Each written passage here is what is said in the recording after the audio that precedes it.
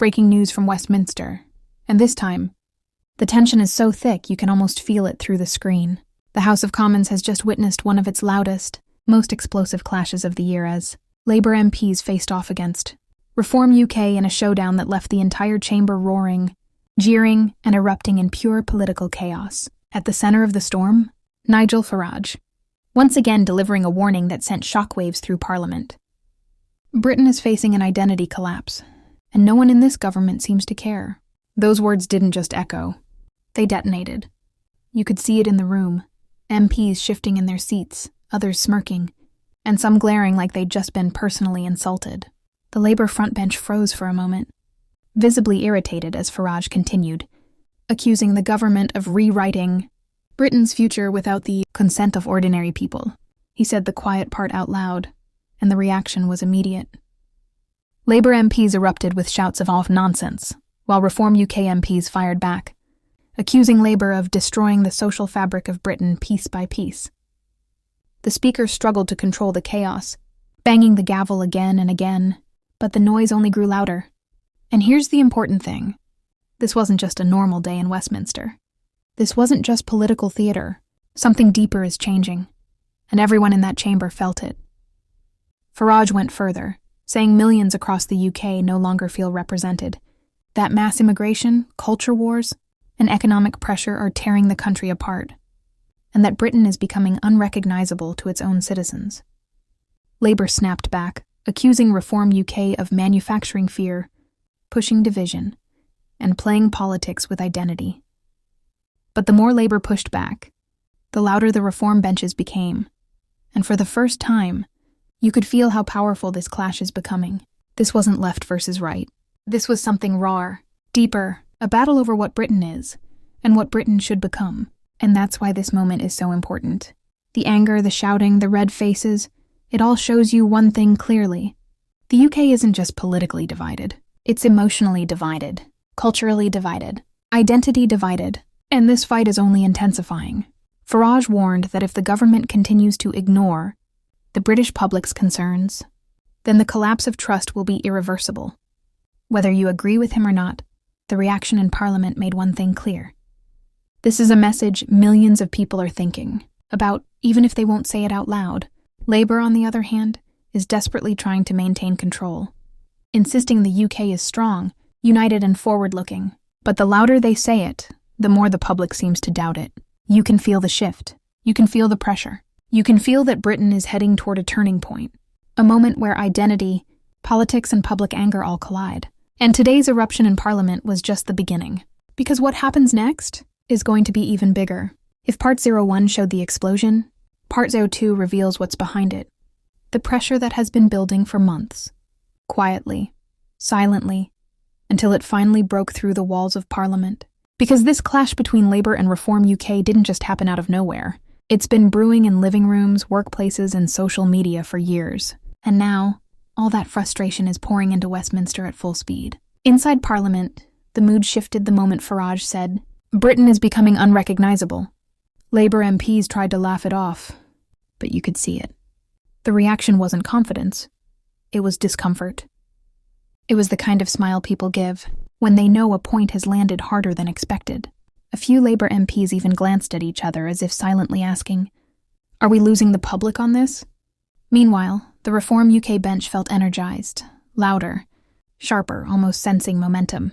Every time Labour attempted to counter, Reform MPs hit back even harder, pointing to polling numbers showing rising anger over immigration, cost of living pressures, and cultural shifts. And here's the twist.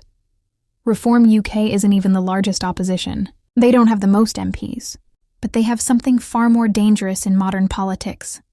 Public energy, online momentum. A message that stings. This is why Labour is suddenly nervous. Because if there's one thing that terrifies a ruling party, it's not losing a debate. It's losing the people watching the debate. At one point, a Labour MP shouted across the chamber, "You're peddling fear." Instantly, a Reform MP fired back, "No, we're telling the truth you refuse to face." The chamber erupted again, louder than before, and the Speaker had to stand up, voice raised, demanding order. It barely worked. You could feel the divide growing, almost in real time. Reform UK kept hammering Labour on issues the public cares about: rising rents, overcrowding, declining public services, lack of border control.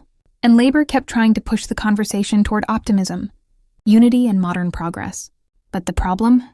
People don't feel optimistic right now. People don't feel united.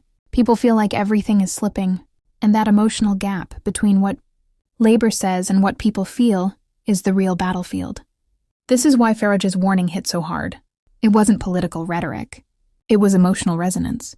He was saying what millions already whisper: something is changing too fast, and I don't feel at home anymore. It doesn't matter whether you agree. It matters that millions believe it. And that belief is now shaping politics in ways Labour never expected. We also saw a shift from the Conservative MPs, many sitting quietly, listening closely, not shouting, not laughing, because deep down, they know something too. Reform UK is hurting them even more than Labour. That silence, that quiet observation, that's the sound of a party sensing its future slipping away. By the end of the exchange, the chamber wasn't debating policy anymore. It was debating the future of British identity. And identity debates don't fade. They grow. They divide. They ignite movements. What happened today wasn't a one-off moment. It was the spark of something bigger, a realignment, a political storm, a cultural reckoning. And in Part Arrow 3, the storm gets even darker. Because what happened after the debate might be the most shocking part of all. Later that evening, as Westminster tried to calm down from the chaos, something happened on national TV that poured fuel straight back onto the fire. A live political panel show invited a Labour MP, a Conservative MP, and, of course, a Reform UK spokesperson. And within minutes, the studio turned into a second parliament. The host asked a simple question: do you believe Britain is facing an identity crisis? The Labour MP instantly said no, absolutely not, with a confident smile, but you could hear the audience reaction. It wasn't applause. It wasn't agreement. It was murmuring. Uneasy. Uncertain. Then the Reform spokesperson leaned forward and said, "People don't feel safe, represented, or heard. That is an identity crisis." The audience erupted with applause. Loud, real, emotional. That moment said everything. Because TV audiences don't clap for policy. They clap for feelings they recognize. The Labour MP tried to respond, insisting Britain is thriving, diverse and united, but the more they spoke, the more disconnected it sounded, like the words were polished, rehearsed, political. Meanwhile, the Reform spokesperson kept hitting the raw nerve. You're pretending everything is fine. But people feel the opposite. Even the presenter seemed caught off guard. Because the energy in the room was shifting, Reform UK wasn't the underdog tonight. They were the ones setting the tone. Then came the turning point. The host read a viewer's question. If Labour doesn't protect British identity, who will? The Labour MP froze. Just for half a second, but it was enough. Because hesitation on live TV is deadly. The Reform spokesperson pounced immediately. That's the question millions are asking, and that's why we're rising. The audience exploded again. And this wasn't just applause. It was the sound of people choosing sides. By the end of the show, you could feel it clearly. Reform UK had won the emotional battle.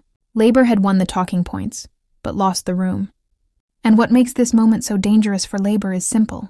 When public frustration aligns with a party that thrives on emotion, the political landscape shifts fast. That's exactly what we're seeing now. We're witnessing a turning point where identity politics isn't just a debate. It's becoming the driving force behind Britain's next election. And in Part 05, everything escalates. Even further, because overnight, polling revealed something that shocked both Labour and the Tories. When the shouting finally died down inside the Commons, something even more revealing happened outside. And this is where the story takes a sharp turn. Minutes after the debate ended, journalists surrounded MPs in the corridors, pressing them on Farage's claim that Britain is facing an identity collapse. And for the first time, Labour MPs didn't have unified answers. Some dismissed it, some looked irritated, but others hesitated. One Labour MP quietly admitted off camera that the issue of identity and belonging is becoming a real problem for the party, not politically, emotionally. That hesitation alone tells you everything, because when a party starts losing confidence in its own messaging, it means the pressure is getting to them. Meanwhile, Reform UK MPs walked out of the chamber with something they haven't had in years. Momentum. Real momentum. You could see it in their posture, their tone, their confidence. They smelled opportunity. And this is where Farage's strategy becomes clear. He's not just attacking labor policies. He's attacking the emotional foundation of the country. He's saying, "You're losing who you are, and only we are fighting to protect it." That message is powerful, dangerous, and incredibly effective. Journalists pressed Reform MPs, "Are you saying Britain has lost its identity?" One answered simply, "No, but it's disappearing, fast." That one line hit harder than the entire debate. Meanwhile, the Tory MPs, they looked shaken. Not angry, not defensive, shaken, because they know something the public hasn't fully realized yet. Reform UK is eating into their voter base at a speed no one predicted. Labour is fighting reform on ideology. The Conservatives are fighting reform for survival. And in the middle of all this, ordinary people are watching, trying to make sense of a country that feels increasingly unfamiliar. That's why Part 03 ends on this note. This isn't just a political fight anymore. It's a fight for identity, belonging, and cultural ownership. A fight that will shape the next election, and possibly Britain's future. And in Part 04, we go even deeper. Because what happened later that evening on National TV made the entire situation explode again. The chamber is roaring. The country is divided. And now every expert, every commentator, every pollster is saying the same terrifying thing. Britain is approaching a political breaking point. And nobody knows what comes after. Because after the Farage clash, after Labour's denials, after Reform UK's explosive surge, a new question is haunting Westminster. What if the collapse has already begun? And this is where the real fear kicks in.